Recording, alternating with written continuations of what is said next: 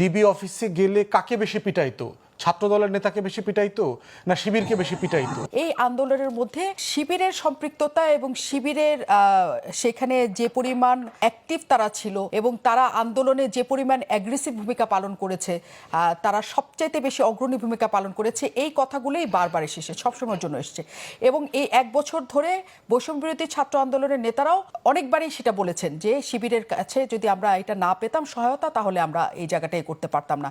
এবং শিবিরের অনেক নেতাও নানাভাবে এখানে ছড়িয়ে ছিটিয়ে ছিলেন এবং একসময় সাদেক কায়েমের কথা বলা হয় যে তারা হচ্ছে সবচেয়ে অগ্রণী ভূমিকায় ছিলেন। আপনার কি মনে হয় আসলেও যে সবার চেয়ে আসলে শিবিরের ভূমিকাটা অগ্রগণ্য ছিল বেশি সেখানে? প্রশ্ন হচ্ছে যে এই প্রশ্নটা যতটা না পলিটিক্যাল তার থেকে বেশি রোমান্টিক বেশি আর কি। আচ্ছা, যে প্রেমিকা জিজ্ঞেস করে না তুমি আমাকে আসলে কতটুকু ভালোবাসো, তো এখন প্রশ্ন হচ্ছে যে আপনি আসলে যদি বৃষ্টির দিনে এই প্রশ্নটা করে তাহলে বলবেন যে আজকে এই আকাশ জুড়ে যত বৃষ্টি হয়েছে তার থেকে তোমাকে বেশি ভালোবাসি।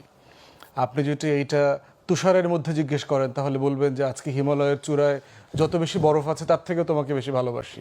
অবদানটা তো কোনো সলিড জিনিস না, এটা কাপ না, আপনি ধরতে পারবেন না। এইটা একটা অ্যাবস্ট্রাক্ট জিনিস। এটা তো আপনি নিক্তি দিয়ে মেপে দিতে পারবেন না যে আমি নাসিরকে 200 গ্রাম অবদান আজকে দিয়ে দিলাম, সাদেক কায়মকে 250 গ্রাম অবদান মেপে দিয়ে দিলাম। অবদানটা যেই মানুষগুলো গত 16 বছর 17 বছর ধরে মানে প্রতিদিন প্রতিক্ষণে ফ্যাসিবাদের বিরুদ্ধে লড়াই করেছে, মিছিল করেছে, শহীদ হয়েছে, মিথ্যা মামলার শিকার হয়েছে, সবাই এই আন্দোলনের অংশীদার। মোটা দাগে দুইটা অংশীজন আছে। একটা হচ্ছে আমরা যারা রাজনৈতিক দলের কর্মী, আমরা বিভিন্ন ফর্মে গত 16-17 বছর ধরে বলেছি নির্বাচন দেন, ভোট দেন, গণতন্ত্র আসুক, এটা নিয়ে লড়াই করেছি।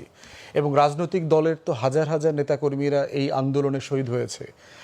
আপনার মিথ্যা মামলা হয়েছে 1,34,000-এর মতো, 60 লাখের উপর আসামি, 1 কোটির উপরে মানুষ পলাতক জীবনযাপন করেছে।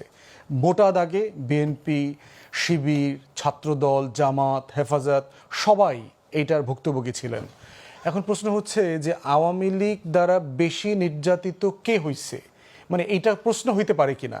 মানে ডিবি অফিসে গেলে কাকে বেশি পিটাইতো?